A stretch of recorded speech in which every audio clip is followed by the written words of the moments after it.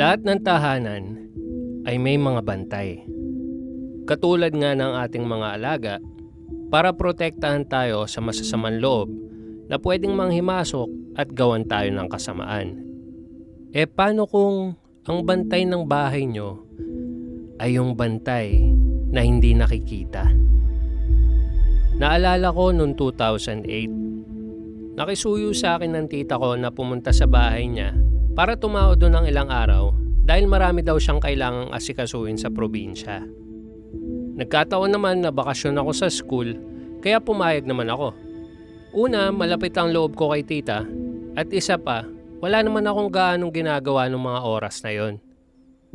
Aalis na bukas si tita papuntang probinsya. Pero nung gabing bago siya umalis, doon ko naramdaman na para bang may ibang nakatira sa bahay niya. Take note, dito kami lumaking magkakapatid sa bahay na to. Ugali talaga ni tita na patayin lahat ng ilaw pag matutulog na siya.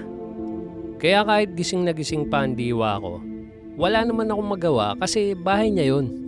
Kung doon siya sanay, edi sige lang, kaya nag-adjust na lang ako. Ayun na nga, dahil masyado pang maaga para sa akin yung alas 7, nakipag-text at tawagan muna ako sa girlfriend ko nung oras na yon. Doon ako nagstay sa kwarto namin magkakapatid. Nung pasado alas 8 na, medyo inaantok na din ako kasi madilim nga tapos nakakaantok talaga yung ambience ng bahay ni tita. Kaya naman talagang napapikit na rin ako. Pagpikit ko, wala pa sigurong 3 minutes, naramdaman kong unti-unting natatanggal yung kaluluwa ko sa katawan ko. Paano ko nasabi? Kasi nakita ko mismo na humihiwala yung kaluluwa ko sa katawan ko na nakahiga sa kama. At lalo pa akong kinilabutan nung makita ko yung malahigante at mga mabalahibong kamay na nakahawak sa braso ko. Sobrang higpit ng kapit ng mga kamay niya. Kaya ramdam na ramdam ko na siya ang humahatak sa kaluluwa ko palabas. Nung aware na ako sa nangyayari, pinilit ko magpumiglas dun sa malahiganteng kamay. Pero sadyang napakalakas nito. At sa bawat pagpalag ko, lalong humihigpit yung pagkapit nito sa akin. Dumating din talaga sa punto na wala na akong magawa. At sa sobrang takot ko, naisigaw ko na lang basta yung pangalan ni tita.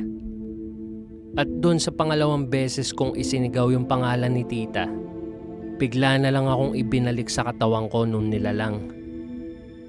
Halos hindi ko mapaliwanag kung ano talaga yung nangyari. Kaya naman binilisan kong tumayo sa kama at binuksan ko lahat ng pwede kong buksang ilaw kasi takot na takot talaga ako nun. Dahil doon, hinanap ko si tita. Nandun siya sa likod ng bahay at malalim na ang tulog kaya naman hindi ko na siya ginising pa. Pagbalik ko ng kwarto, hindi ko na pinatay lahat ng ilaw na binuksan ko kanina at natulog na lang akong nakatakip sa akin yung kumot sa sobrang takot ko. Ang buong akala ko, doon na matatapos yung experience ko na yon. Noong 2013 naman, pumunta ulit ako doon sa bahay ni tita kasi kailangan ko siyang samahan sa probinsya. Sobrang dami kasi niyang bitbitin na kung ano-ano. At dahil doon sa na-experience ko sa kwarto namin magkakapatid, nagpaalam na lang ako kay tita kung pwede bang doon ako matulog sa kwarto niya sa taas. Total, dito naman siya sa baba madalas matulog eh. Natulog kaagad ako kasi maaga kaming aalis ng madaling araw. At doon na nga nangyari yung second encounter ko. Mga alas 3 ng madaling araw, bigla akong nagising kasi may humihila sa paa ko para paalisin ako ng kama. Nung una nga, kala ko namamalikmata lang ako. Pero nung pangalawang hatak niya sa paa ko, halos tumayo lahat ng balahibo ko sa katawan nung makita ko yung malasunog at tostadong kamay na humihila sa akin pababa ng kama. Sinipa ko yung kamay at nagmadali akong tumayo tapos tumakbo ako pababa ng hagdan. Halos magkandara pa ako sa pagbaba, pero hindi ko na naisip lumingon at tignan pa kung ano yung humila sa akin. Nahimasmasan ako sa pagbaba kasi pinagalitan ako ni tita dahil ang aga-aga ang ingay ko daw bumaba ng hagdanan. Dahil doon, nakwento ko sa kanya yung nangyari. Pero parang baliwala lang sa kanya to. At sinabi niya pa sa akin na tinatakot ko lang daw yung sarili ko. Sa totoo lang, kahit nung nasa biyahe na kami ni tita, ramdam na ramdam ko pa rin sa paa ko kung gaano kahigpit yung kapit ng kamay na humila sa akin kanina. Hindi ko talaga mapaliwanag kung ano yung nangyari. Pero simula nun, hindi na ako ulit natulog pa sa bahay ni tita. Ito naman ang nangyari sa pinsan ko at asawa ng pinsan ni tita noong nagbakasyon sila dito sa Manila. Dahil hindi naman sila ibang tao, doon na sila pinatuloy ni tita sa bahay niya. At para namang komportable sila, doon sila pinatuloy ni tita sa likod bahay. Kinagabihan, masaya silang nagkwekwentuhan habang nagpapaantok. At bago matulog, nilapag ng pinsan ko yung bracelet niya sa table na katabi ng higaan nila. At kinabukasan, napansin ng pinsan ko na nawawala yung bracelet niya na pinatong niya sa table. Kaya tinanong nila si tita kung nakita niya ang bracelet. Sakto naman na nakita to ni tita sa kusina niya. Pagkatapos nun, sadyang kinilabutan at nagtaka yung pinsan ko. Dahil siguradong sigurado siya na doon sa table malapit sa kama niya nilagay yung bracelet. Dumalaw si ate kay tita at nakausap niya yung pinsan ko at nasabi niya yung nangyari sa kanila. Kung pwede raw pabendisyon na ng bahay dahil parang may ibang nakatira rito. Hindi na rin daw nila sinabi kay tita yon kasi baka may masabi pa sa kanila. At saka isa pa, pinakita naman talaga ni tita na nandun talaga yung bracelet sa may kusina. Kaya naman hindi na sila sumagot pa kay tita. Simula nun, hindi na naulit pa yung pagbisita nila sa bahay ni tita.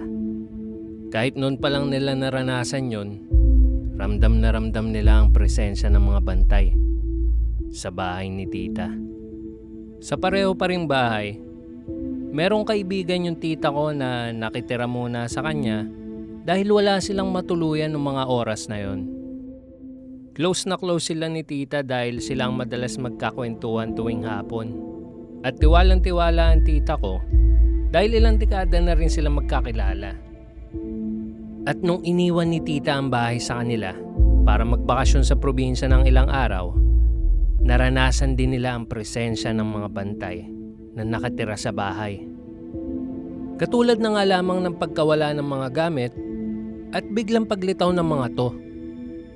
Isa pa sa mga naranasan nila rito ay yung mga yabag ng paa na naglalakad sa koridor tuwing hapon kahit wala namang ibang tao doon. Sabi rin ng kakilala ni tita, para bang laging may nagmamasid sa kanila sa lahat ng galaw nila. Kaya hindi sila mapakali sa bahay. Pakiramdam nila may nagbabantay pa rin sa kanila kahit natutulog na sila sa gabi. Sa hindi katagalan, may nakapagsabing kapitbahay sa kapatid ng tita ko na merong third eye, na malakas nga ang presensya ng ibang nakatira rito. Hindi lang isa, pero higit pa sa 10 ang nanunuluyan sa bahay ni tita. Dahil doon, tinanong nung isa kong tita sa kapitbahay na bakit wala namang nararamdaman yung kapatid niya. Simple lang yung sinagot ng kapitbahay namin. Tinuturing nilang keeper o kaya amo yung tita ko na may-ari ng bahay. Kaya raw hindi sila nangangahas na guluhin o paglaruan siya. Akala ko nga ako lang yung nakaranas ng mga kakaiba sa bahay ni tita. Pero nung marinig ko yung mga kwento, masasabi kong hindi ako nag-iisa.